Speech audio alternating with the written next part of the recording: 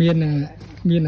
ដើមត្រប់ដាំគល់ពេញប៉ោះទេបងប្អូនយើងកាត់តបញ្ចូលគ្នាយើងដាំត្រប់ទេប៉ុន្តែយើងយកគល់ពេញប៉ោះធ្វើជាគល់វាដើម្បីឲ្យពេញប៉ោះឲ្យត្រប់នឹងចាប់ឫសវាល្អជាងគល់ត្រប់ទៀតអូអានេះល្អជាងនេះបងប្អូននេះគល់ពេញប៉ោះដើមត្រប់គេយកគល់វាគេកាត់តអញ្ចឹងអាហ្នឹងឲ្យអាពេញប៉ោះឲ្យអាត្រប់ណាល្អជាងបើកម្លាំងចាញ់គល់ពេញប៉ោះហើយគល់ពេញប៉ោះបឺតទឹកបានជាងហ្នឹងហើយបងវាធន់នឹងទឹកជាងបាទអញ្ចឹង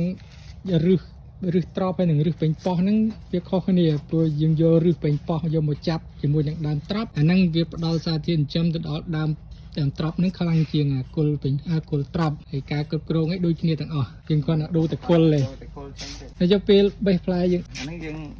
មើលប្រភេទតែមកល្មមបេះគឺមិនធំពេកទេអាហ្នឹងគឺមួយឆ្អានជាងមួយយ៉ាងពីទឹកជាងផ្លែមានសល់ផ្លែមានតែសិនតែអត់ទាន់គ្រប់អាយុបេះនេះគ្រប់អាយុហូបបងអាចកែមនៅលុយបេះ1 2ហូបបានបាទមួយទិដ្ឋភាពបងប្អូនណាចាអាហ្នឹងយើងដាំប្រហែលខ្នងគល់ពេញប៉ោះហ្នឹង2ខ្នងមក3ខ្នងអូអាត្រប់គល់ពេញប៉ោះដាំ3ខ្នងដាំគល់ត្រប់5ខ្នងពេញប៉ោះ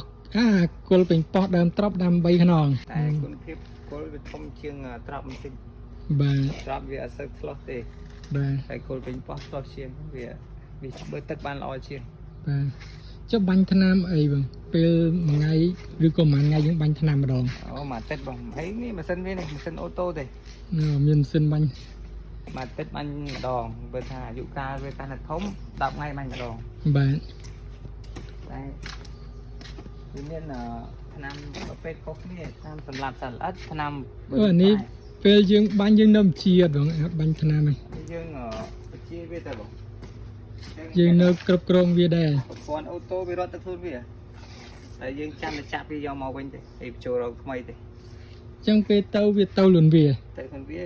ទៅដល់អញ្ចឹងវាបុកវិញតែកាល់អីមួយវាមកវិញហើយអញ្ចឹងនេះបើថាប្រព័ន្ធអូតូវាតែផុតជើងដៃហ្នឹងគឺវាលុតទេបាទវាឈប់លុតទេអាម៉ាស៊ីននេះពេលវារត់ផុតផ្លូវដែកវាផុតហើយវាមកវិញតែបើថាលើចេះលែងរត់តែលុតទេអញ្ចឹងវាមាន sensor នៅក្រោមនេះចាំចាប់ប្រព័ន្ធអូតូកង់វិញនោះបើថារត់លើដែកវារត់បាទរត់ដីលុតទេអូតូវាលុតដល់នេះលុតស្លឹបអញ្ចឹង sensor នៅជាប់មួយជើងអញ្ចឹងហ្នឹងហើយរុញឡើងលើនោះទៅខ្លួនវាទៅពេលវាទៅហើយវាមកវិញអូតូហ្នឹងហើយបងនេះហត់ទេកាយនៅនេះមិនហត់តែលបាយទេបងអើយលបាយឥឡូវធ្វើម៉ានអ្នកញ៉ាំបង4នាក់ខ្មែរ3ឡាវ1បងឥឡូវទៅកែជំនួសហើយកែជំនួសទៅអស់តែខ្មែរទៅលើខ្មែរប្រកែផឹកជាង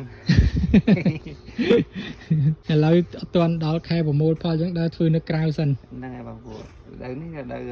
ពេញថែតែវាអត់ទាន់មានផ្លែបេះទេបាទហើយខ្ទង់ចូលខែ11ពេញបងដល់នឹងកម្រងទៅថតលេងបងរដ្ឋាទៀតពេញប៉ោះឆេរីអ